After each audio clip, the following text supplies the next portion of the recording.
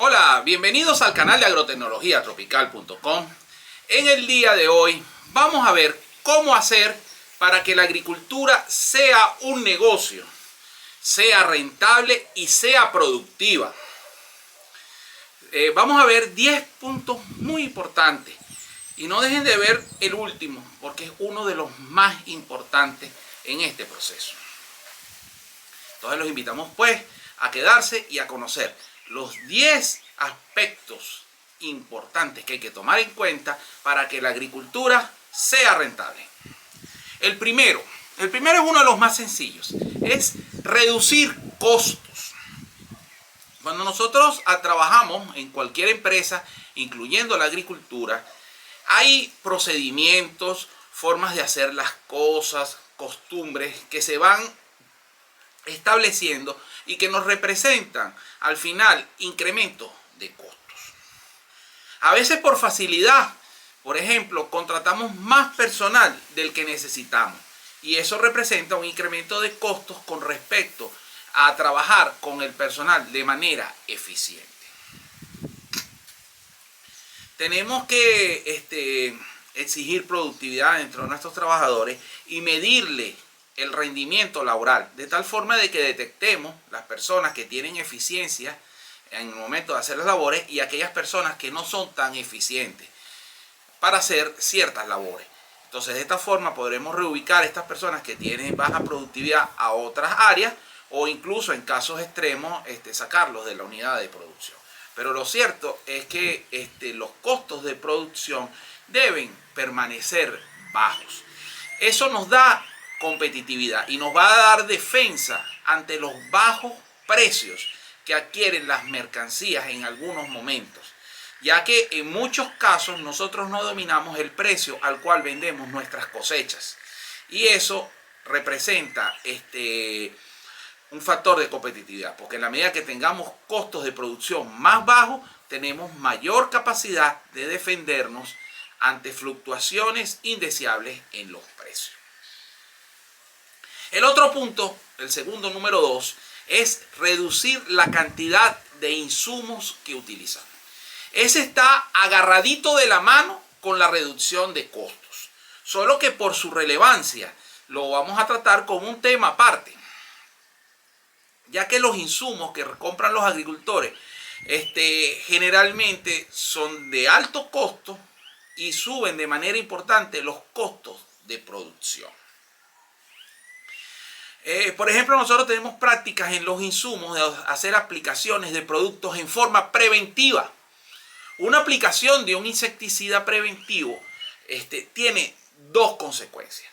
La primera, estamos gastando un dinero que no necesitamos porque la plaga ya no está presente, no está causando daño, entonces no amerita hacer la aplicación.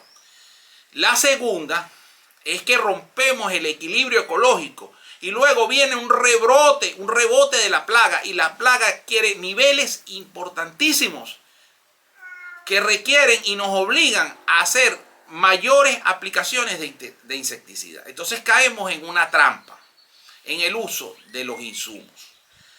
En el caso más patético es el de los insecticidas que le acabo de hablar, el cual está reflejado en un video que vamos a compartir en la pantalla final de este video, porque toda aplicación de insecticida tiene que venir acompañada de un programa de monitoreo, de ver cuánto daño está causando la plaga y si realmente amerita o no hacer aplicaciones de insecticida. Estamos, por ejemplo, ayudando en un proyecto en Yaritagua, estado de Yaracuy, en Venezuela, donde están unos invernaderos, donde en los ciclos anteriores a que hubiéramos llegado nosotros, la cantidad de insumos que se aplicaron en esa siembra fueron significativas. Los costos de producción se dispararon de una manera impresionante. Las plagas y las enfermedades generaron resistencia y se presentaron en unas poblaciones inmensas. Total, esa producción no tuvo prácticamente nada de rentabilidad. Ahora la estamos manejando con un criterio más conservador. Cuando se presenta una plaga, nosotros empezamos a monitorear, a calcular, a ver cómo está evolucionando esa plaga. Y si esa plaga llega a niveles en que nos va a causar problemas, es que salimos a aplicar productos. no cualquier producto, primero unos productos más ecológicos, más amigables con el medio ambiente, como pudiera ser por ejemplo la Beauveria bassiana, pero si hubiera hecho falta hubiéramos llegado a la aplicación de insecticida, pero no es la primera estrategia de aplicación. Nos hemos mantenido muy económicos y esta siembra va con unos costos de producción realmente bajos, con un uso de insumos realmente bajo. Y eso le da mucha competitividad. Todavía no ha empezado la cosecha al momento de grabar este video. Se ve que viene una excelente cosecha, pero no sabemos cómo va a estar el precio. Estimamos que va a tener un buen precio, por lo tanto la rentabilidad va a ser fabulosa, pero todavía no lo sabemos. Pero sin embargo ya estamos prevenidos. Si los precios son altos tendremos una muy buena utilidad. Si los precios del pimentón son bajos, pues nosotros con esta reducción de costos, aún así de que los precios no nos acompañen, tendremos rentabilidad. Entonces en ese sentido nos sentimos satisfechos. El tercer punto para hacer que un negocio agrícola sea rentable es la economía de escala. Por ejemplo, sembrar maíz, sembrar 1000 metros cuadrados de maíz, el volumen de producción no va a justificar el trabajo que lleva la siembra de esos 1000 metros cuadrados de maíz. Normalmente, para que el maíz sea negocio y sea rentable, deberíamos sembrar 20, 30, 50, 100 hectáreas de maíz. Entonces, con el volumen, a pesar de que los precios, y es un negocio muy competido, tiendan a ser bajos, es tanto volumen de producción que justifica, y la rentabilidad que da, justifica la existencia de contadores que lleven las cuentas, de un área de administración, de un área de mantenimiento maquinaria, que no se justificarían si las áreas sembradas son muy pequeñas. En Europa es particularmente importante ese problema de la economía de escala. Podríamos citarle un caso que conocemos muy bien en la isla de La Palma, donde las parcelas son de 2000, 3000, 6000. Ya 10.000 metros cuadrados es un área de producción muy alta para la siembra de banano. Y eso está dificultando obtener volúmenes de producción satisfactorios que le den justificación a la presencia de estos agricultores atendiendo estas tierras.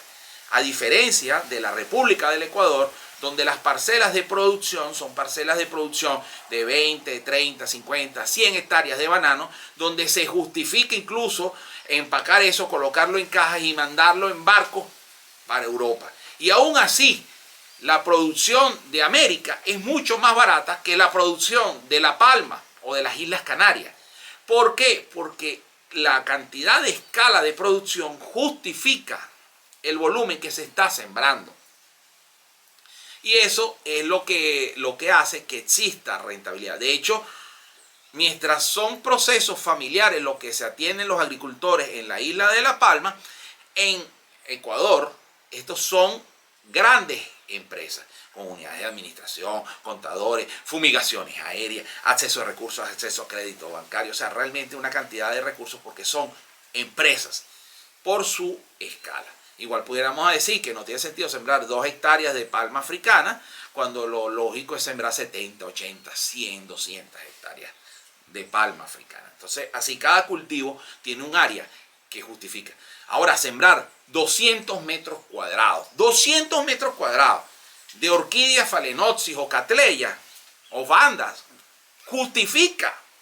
Porque el precio de estas flores es tan alto en el mercado que se justifica que en pequeñas áreas generar un volumen de producción que justifique la presencia de esa unidad de producción. Entonces fíjense cómo ahora 100 hectáreas de phalaenopsis, de orquídea phalaenopsis, no se justifica porque no va a ser totalmente inmanejable. Ahora 200, 500, 1000 metros cuadrados de phalaenopsis es una superficie de producción realmente importante. Entonces, el cuarto punto para tener una agricultura rentable es la automatización. En la medida que nosotros hagamos las labores más manual, tal cual como se hacía en el siglo 0 antes de Cristo o el siglo 1 antes de Cristo, por ejemplo, cortando con guadañas y cosas como estas, nosotros somos menos competitivos. En la medida que nosotros le coloquemos tecnología, usemos tractores, usemos maquinaria, usemos cosechadoras automáticas, por supuesto que vamos a hacer mucho más rentable que si los procesos los hacemos manuales. Aquí en Venezuela, producto de la crisis que estamos viviendo en este país, yo de cortar el monte con una máquina, ahora lo estoy haciendo de forma manual con una guadaña. Pero eso es por la disponibilidad de gasolina, por los problemas que se han presentado aquí, que no hay ni gasolina ni aceites en forma suficiente como para que nosotros podamos mantener este sistema de producción, y entonces nos ha tocado regresarnos a eso. Pero en realidad nosotros debemos buscar la forma de automatizar eso. Incluso hay cortadoras de monte, de vegetación, que son ahora hasta robotizadas, que es como una especie de dron, pero que el carrito rueda y va cortando el monte y lo va colocando en cesta. Y entonces ese monte nosotros se lo podemos destinar para el consumo de las ovejas o para el consumo de los conejos, ¿ok? Y lo haríamos en forma automatizada. Ahora, eso representa inversión y hay que ver un equilibrio entre lo que es el costo de la inversión versus el ahorro que se está obteniendo. En el caso de, por ejemplo, de esta misma crisis que vivimos aquí en Venezuela, tenemos unos clientes que tenían 3.000, 4.000 hectáreas de caña de azúcar y tenían cosechadoras mecanizadas. Y los costos se subieron tanto por la devaluación tan violenta que sufrió el país, y la mano de obra bajó de costos tan importantes, que pasó otra vez a ser más rentable colocar unas personas con unos machetes a cortar la caña de azúcar para cosecharla, que tener esas máquinas automatizadas que ellos tenían. Pero es una condición que se presentó en Venezuela por ese retroceso que tuvimos aquí a nivel de país. Pero a nivel mundial, la mecanización es una fuente de competitividad. Por ejemplo, 100 hectáreas de tomate sembradas en California producen un tomate mucho más económico que el de 5 hectáreas sembrados en Italia. ¿Por qué? Porque esas 5 hectáreas en Italia tienen que ser cosechadas manualmente. En cambio, esas 100 hectáreas en California son cosechadas con cosechadoras de tomate automáticas, mecanizadamente. Entonces el rendimiento es muchísimo mayor, y por supuesto eso es lo que permite que California, a pesar de que sus costos, o sea, el costo de la mano de obra, el costo del agua en California es caro, varias cosas que van en contra de la productividad en California, hace que ellos exploten su automatización, su coeficiente intelectual, e ir mejorando sus procesos, que han hecho que el tomate de California sea más barato que el tomate de Italia, por citar un ejemplo. ¿Ok? Entonces, la automatización es importante. En Israel y en Holanda han hecho una gran automatización en la parte de producción de frutas y hortalizas, y han hecho de que ellos, a pesar de que sus costos de producción tienden a ser más altos, la mano de obra en Holanda es costosísima. A pesar de todo eso, ellos son a veces más rentables que incluso en la misma Almería, y más productivos. Ellos llegan incluso a producir una cosa que es una grosería cuando uno lo menciona aquí en estos países latinoamericanos: 600 toneladas por hectárea año de tomate, cuando nosotros un rendimiento muy bueno, 120, 130 toneladas por hectárea, y el promedio nacional está como en 20, 25 toneladas por hectárea. Entonces ustedes ven el contraste que se representa, lo que es la productividad producto de la automatización.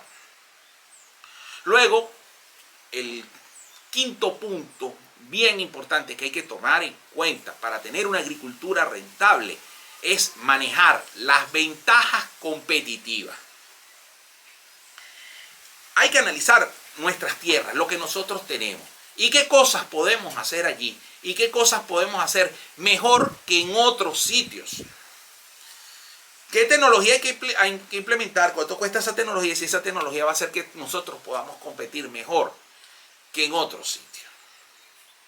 Les cito un caso: el palto, el aguacate. En Europa, al producto de que el aguacate se le han descubierto gran cantidad de propiedades beneficiosas, se ha decidido sembrarlo en sitios donde no hay agua suficiente para producirlo. Y eso ha creado una cantidad de problemas con las parcelas vecinas y con las fuentes y los centros urbanos cercanos, que se han quedado sin agua, producto de que el agua se ha estado destinando para el cultivo del aguacate. Realmente el aguacate no tiene un consumo de agua extremadamente alto, es un consumo promedio. Si nosotros comparamos el consumo del agua del aguacate con el consumo del agua de un naranjo, son similares.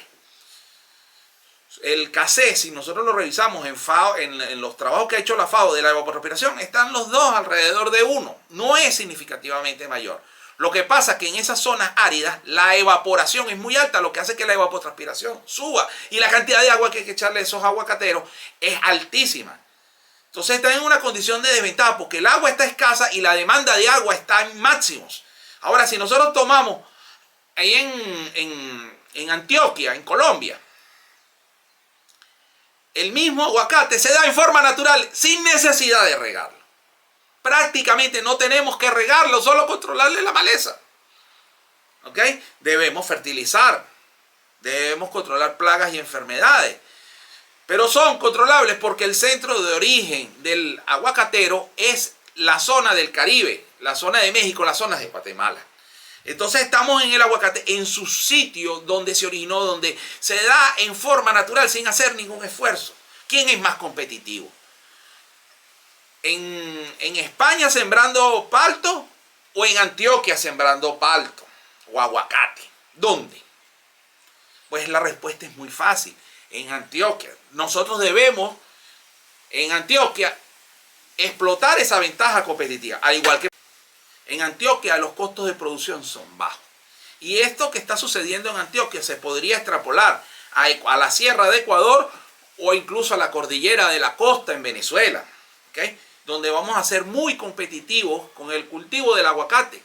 Entonces nosotros, en estas zonas tropicales, nosotros debemos plantearnos sembrar cultivos como estos, que son cultivos de alto valor y cultivos que tienen costos de producción bajos, porque estamos en los sitios donde este cultivo se da en forma natural. Ahora, ¿qué estaríamos sembrando allá en España? Bueno, ahí estaríamos sembrando, por ejemplo, olivos. Estaríamos sembrando vid, ¿ok? Son cultivos que están adaptados a esas condiciones, ¿ok? Estaríamos sembrando manzanas, estaríamos sembrando peras, estaríamos sembrando nueces. Tenemos que buscar los cultivos que son adaptados a esas condiciones. A mí me asombró en un viaje que hice en una oportunidad a Holanda, ver que en el estacionamiento donde se paraban los vehículos había un árbol de manzano y todo el piso lleno de manzana. Se produce la manzana tan naturalmente que ya la gente hasta se cansa de comer manzana. Lo mismo pasa aquí en Venezuela con el mango. Nosotros sitios donde hay plantas de mango conseguimos todo el piso lleno de mango, porque nosotros comemos tanto mango que hasta se pierde. Allá la gente consume tanta manzana que hasta llega un momento en que se pierde. Ahora, si nosotros buscamos procesar esto y darle un valor agregado, nosotros pudiéramos aprovechar las ventajas competitivas que tenemos en Holanda con la manzana o en Europa con la manzana y en Venezuela, Colombia, Ecuador, Perú con el mango. Estaríamos cada quien sembrando las cosas donde se da el cultivo mejor, con el menor esfuerzo posible, con el menor uso de insumo. Pero no, nosotros estamos empeñados en sembrar piña en Siberia. No tenemos que sembrar piña en Siberia. En Siberia tenemos que sembrar pinos que se dan naturalmente allá en Siberia. Y en la piña sembrarla nosotros en estos continentes, en América o incluso, por ejemplo, Hawái, que tiene sitios adaptados. Luego viene el séptimo punto para tener una agricultura rentable. Y es el mercadeo. Normalmente nosotros, nuestra cosecha, el grueso de los agricultores, nuestra cosecha, se la vendemos a una persona que llega a la finca a comprárnosla, que luego la lleva a un centro de distribución, que se la vende a los supermercados, que después se la vende al consumidor final. O si no, nuestros productos se los vendemos a un intermediario que después se lo vende a una fábrica, que después la fábrica es la que produce el alimento, digamos por ejemplo harina de maíz precocida, que luego al final llega al supermercado y después al consumo final. Hay eslabones, y mientras más eslabones tengamos, menos dinero va a haber para el agricultor, porque hay que mantener toda esta gran cadena de comercialización. Me contaba mi amigo Manuel, allá en Puerto Carreño, que el Marañón se siembra y se lleva a Vietnam. Imagínense, Puerto Carreño, la brisa le da flojera de llegar y se devuelve, por lo lejos que está. Eso es un sitio donde, frontera Venezuela-Colombia, donde está el río, si no me equivoco, el Orinoco, la Apure de por medio. El río Meta. Y entonces, en Puerto Carreño, llevan la cosa que la deben llevar de repente a Buenaventura en Cali, por allá en el departamento del Valle, y de allí para Vietnam. Pero el marañón, que nosotros conocemos como merey, no se queda en Vietnam y se consume en Vietnam. No, se procesa en Vietnam y de Vietnam se va para Europa. Entonces fíjense la vuelta que da. Primero está el agricultor, se lo vende a un intermediario. El intermediario consolida y manda para Buenaventura. En Buenaventura está el exportador que manda a Vietnam. Vietnam recibe el importador. Se lo da a la fábrica que procesa. Luego entonces va al exportador y el exportador de Vietnam lo manda a Europa, donde debe llegar a un centro de distribución que debe ir a los supermercados o centros de consumo para que el consumidor final después pueda acceder al marañón. Miren toda la cantidad de pasos impresionantes que hay de por medio. Eso hace que el dinero se quede en la cadena y no se quede en el agricultor. Ahora, si en Puerto Carreño se reúnen, y pues eso lo vamos a hablar después más adelante, vamos a dejar ese punto para después. Pero el punto es que en la medida en que nosotros estemos más cerca del consumidor final, nosotros vamos a ser más competitivos. Vamos a tener posibilidad de obtener mejor dinero por nuestras cosechas. Entonces vamos a ser más eficientes. Aquí en el mercadeo quiero hablar, por ejemplo, del caso de dos grandes empresas en el área agrícola. No son grandes empresas como pudiéramos hablar de Alphabet, que es la casa matriz de Google, o de Apple o de Nvidia, que son las grandes empresas de Wall Street. Pero tanto Del Monte como Dole cotizan en la bolsa de valores de Nueva York. ¿Ok? Y esas dos empresas son empresas que se han especializado en producir, procesar y comercializar frutas y hortalizas. Hay un caso famoso del Monte donde llegaba el helicóptero, revisaba las mazorcas de maíz y decidía que la mazorca de maíz estaba en condiciones óptimas de ser comercializada, y entonces daba la autorización de hacer la cosecha y luego se iba. Entonces esa era una propaganda cuando yo era más muchacho, que era muy famosa, muy famosa, diciendo de que había un control preciso de la producción. Pero sí lo hay. Ellos tienen un control preciso, tanto Dole como Del Monte, de sus sistemas de producción.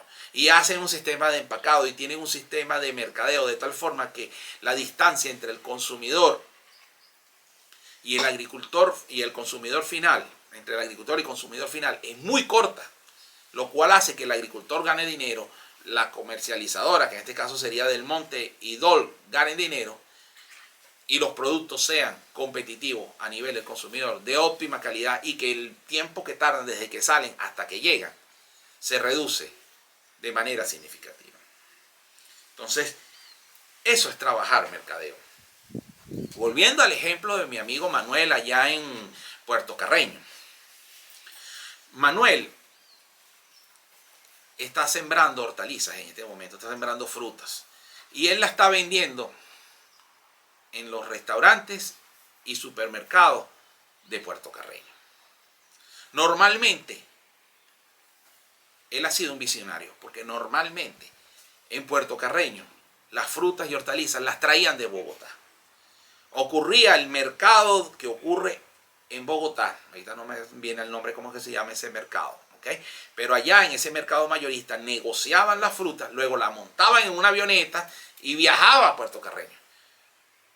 Ahora, ¿cómo sería la ruta antes? La ruta antes, que era del agricultor al intermediario, del intermediario al mercado mayorista, del mercado mayorista al comprador, que lo despachaba por avión a Puerto Carreño, donde llegaba al supermercado o al restaurante, que después se lo vendía al consumidor final.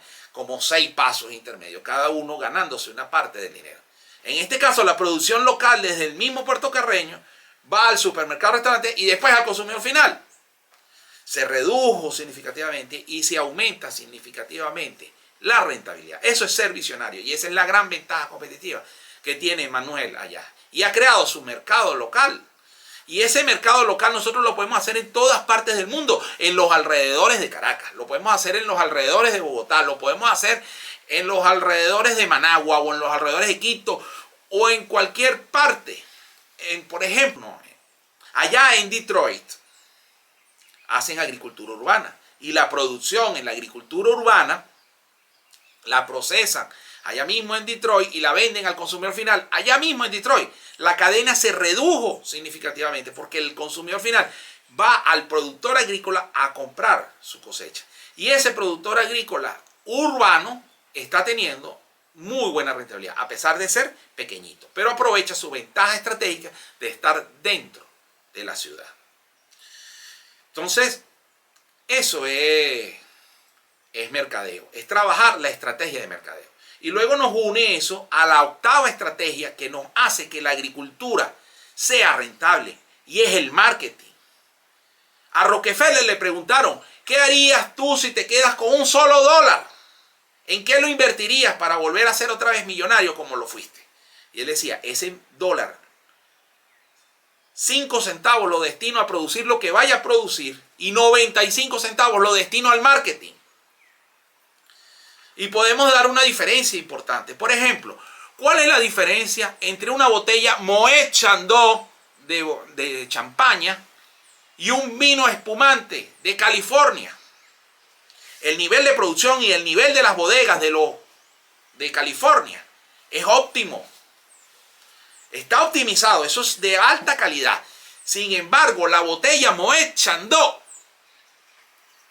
tiene mejor aceptación. Crearon un nombre, registraron el nombre champaña. Y en California lo tienen que llamar vino espumante, no lo pueden llamar champaña porque el champaña viene de la región de Champaña en Francia. Eso es marketing. Está asociando la producción donde si usted quiere tomar champaña, tiene que tomarla una que venga de la región de Champaña en Francia para que pueda hacer champaña. Si no, usted se está tomando un vino espumante. Es marketing. Le metieron eso en la cabeza. El vino espumante de California no es ni mejor ni peor que el Moet Chandon. Pero los franceses han sabido trabajar el marketing. ¿Cuál es el mejor aceite de oliva? El mejor aceite de oliva es el que sale de España. Ajá, pero en el Medio Oriente también se produce aceite de oliva. Ah, pero los españoles han sabido hacer el marketing, han sabido ponerle nombre a las cosas y han sabido venderlo con una calidad, como un producto premium. ¿Ok? Fíjense lo siguiente. En Colombia hay la experiencia del café Valdés. ¿Ok? El café Valdés le han tratado de dar el nombre y poco a poco se ha ido abriendo un espacio. Pero grandes multinacionales ya han hecho ese trabajo del marketing con sus cafés, que son el mismo café colombiano, pero procesado en Suiza o en empresas suizas regadas a lo largo y ancho de todo el mundo. Hay una gran transnacional del café y del chocolate. No la voy a mencionar ahorita en este momento. Pero esta transnacional tiene un producto, unas ventas mayores que el Producto Interno Bruto de Colombia en café, siendo Colombia uno de los principales productores de café en el mundo. Gana más dinero esa empresa vendiendo café en todo el mundo que la que gana toda la República de Colombia, siendo uno de los principales productores de café del mundo. Entonces, ustedes ven lo que es hacer el marketing. Porque una vez que tú haces el nombre y tú te acostumbras a ver tal marca, tú te casas con esa marca, por eso te da confiabilidad. Pero eso hace que tú estés dispuesto a pagar precios mejores. Y eso hace que tú te conviertas en un negocio y no que seas un producto genérico, donde estás en manos de tu comprador. Porque si tú eres un viñedo en la región de Champaña, allá en Francia, tú le pones condiciones a tus clientes. Si usted no me paga tal precio, yo no le vendo. Y anótese aquí en esta lista de espera y cuando yo quiera le vendo. Eso no ocurre en nuestros países latinoamericanos cuando estamos vendiendo bananos, cuando estamos vendiendo chocolate, cacao. Ahorita el cacao está en un precio exorbitante. Pero en Venezuela se dice que se produce el mejor cacao del mundo. Pero esa ganancia no se la lleva el productor de cacao. Esa ganancia se queda en toda la cadena de comercialización, incluyendo la chocolatera que hace el chocolate con el mejor cacao del mundo. Y es una cosa que supuestamente le debería generar orgullo a Venezuela, pero Venezuela no se aprovecha económicamente de eso porque no tenemos el marketing para hacer directamente la venta de nuestros productos y hacer lo que está haciendo Francia con la champaña, ¿okay? O con el vino espumante, para que no me metan problemas de copyright. ¿Okay? Eso es marketing, eso le da valor al producto que nosotros estamos haciendo. Luego vamos a ver la novena cosa que nosotros podemos hacer para convertir la agricultura en un negocio. Y ese es el efecto clúster. El clúster es cuando en un sitio hay muchas empresas que producen determinada cosa y se crea toda una red de comercialización en torno a ella. Uno de los casos más famosos, volvemos otra vez a Detroit, es el caso de la industria automotriz. En su momento, por ahí en el siglo XX, allí se establecieron la Chrysler, la General Motors y la Ford. Eran tres grandes empresas que estaban allí y todo el mundo que vivía allí sabía de automóviles. Habían expertos en fabricación de automóviles, expertos en fabricación de faros, expertos en fabricación de parabrisas, de limpiaparabrisas, de volantes, etc. Y se creó toda una gran industria. Luego entonces eso lo regaron por todas partes del mundo y Detroit dejó de ser lo que era ese clúster que se había formado allí. Aquí donde yo vivo era una zona citrícola, se sembraba mucha naranja y estaba un clúster de naranja. Lo destruyó el HLB y bueno, eso es tema de otros videos, ¿ok? Y eso desapareció. Pero aquí habían personas especializadas en cosechar naranja, habían personas que vendían riego para naranja, especializados para naranja, y a la hora que uno les iba a hablar, mira, necesito un riego para naranja, ya ellos sabían qué había que hacer, no había que explicarles, porque es un sitio donde hay tanta naranja, hay tanta clientela para productos de naranja. Si nosotros buscábamos los microaspersores, que eran los que se utilizaban para naranja, pues habían varias empresas que lo producían. Habían empresas que te vendían tijeras para podar, otras los fertilizantes, los sacos para meter la naranja. Estaba toda una infraestructura, había una red de comercialización, desde personas que vendían al mayor, personas que vendían al detalle, y habían fábricas que producían concentrado de jugo de naranja y finalmente jugo de naranja. Eso es un clúster, porque había una cantidad de empresas, unas se apoyan a la otra y se crea toda una industria en torno a eso.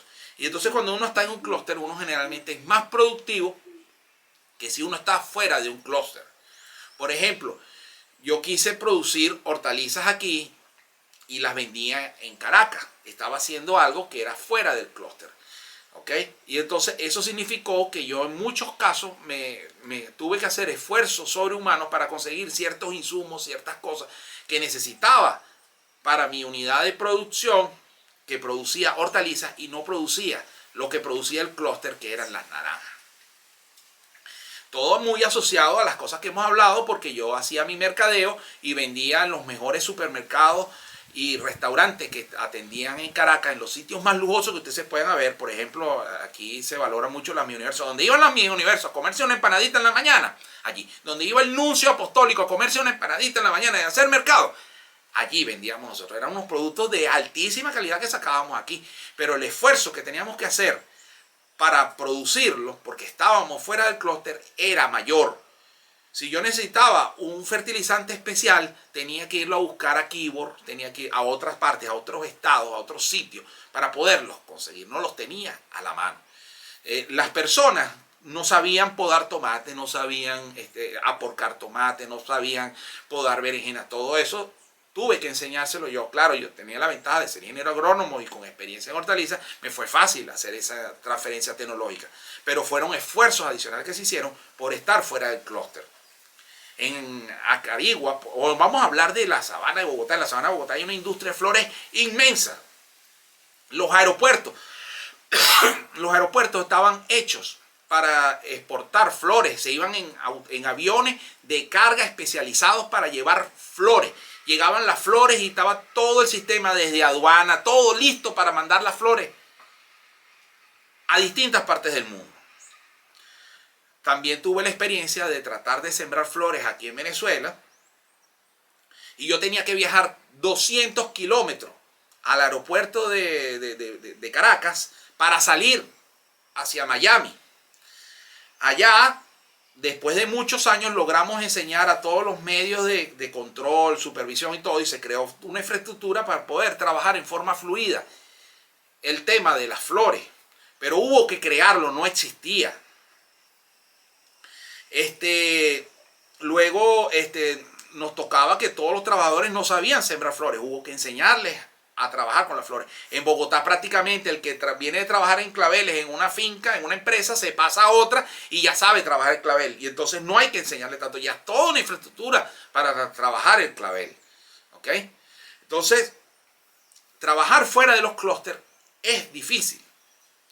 Puede representar algunas ventajas en algunos casos, pero generalmente es difícil. Y trabajar dentro de un clúster es muy fluido. Entonces, en Bogotá, si usted está buscando algo, o sea, se presenta un problema del fusarium en clavel, por decir algo así, van a haber universidades, van a haber mucha gente interesada en resolver el problema de ese fusarium en claveles. Y ya hay en buen crisantemo. Y ya hay la estrategia y la tecnología para resolver ese problema, porque está un clúster. Si usted siembra bananos, que en la isla de La Palma llaman plátano, allá está toda la infraestructura para trabajar el banano, el plátano. Y entonces si usted necesita algo, seguro, con mucha más facilidad usted va a poder conseguir los recursos necesarios para poder resolver sus problemas, porque usted está dentro de un clúster. Bueno, y ahora el punto importante que engloba todos los problemas que habíamos mencionado anteriormente, que es la asociatividad. En la medida en que nosotros nos asociemos para producir, a nosotros nos va a ir mejor. Les voy a citar dos casos. Uno es la Asociación Nacional de Cultivadores de Algodón en Venezuela, que empezó sembrando algodón, pero después terminaron sembrando cualquier cantidad de cosas. Es una serie de agricultores asociados que sembraban un rubro y ellos eran dueños de las empresas que procesaban esos rubros. Entonces, antes se sacaba el aceite de algodón, pero después ese aceite de algodón dejó de ser de algodón y empezó a ser de girasol, de maíz, de mil cantidad de cosas, que fue aceite vegetal. Ellos producían las cosas que requería esa planta de aceite. Ellos producían las cosas que requería su planta de alimentos concentrados. Ellos producían las cosas que requería su planta de harina precocida. O sea, ellos estaban integrados verticalmente. Y las ganancias que producía todo el consorcio después se repartía entre todos los agricultores. Hace ya casi 30 años yo tuve el placer de llegar en avión allá a Carigua y presenciar el momento en que le estaban entregando a cada agricultor un cheque con las ganancias que había producido la asociación. Entonces, por ejemplo, cuando ellos iban a comprar fertilizantes, ellos se reunían con la mayor empresa de fertilizantes y negociaban. Tengo 10.000 hectáreas o 20.000, 30.000, 100.000 hectáreas de maíz, arroz, y le daban el nombre. Y vamos a necesitar tantas toneladas de esto, tantas toneladas de esto. ¿Qué precio me vas a dar? Ah, no, bueno, yo te doy un precio preferencial y tal cuestión, pero me lo tienes que comprar en enero. Ok, pero ¿me lo tienes que pagar contado? Bueno, ok. Luego se iban al banco y le decían, mire, nosotros vamos a comprar tantas toneladas de fertilizantes, necesitamos el dinero para eso. Ah, bueno, ok, cómo no, yo se lo presto y nos lo paga cuando cosechen.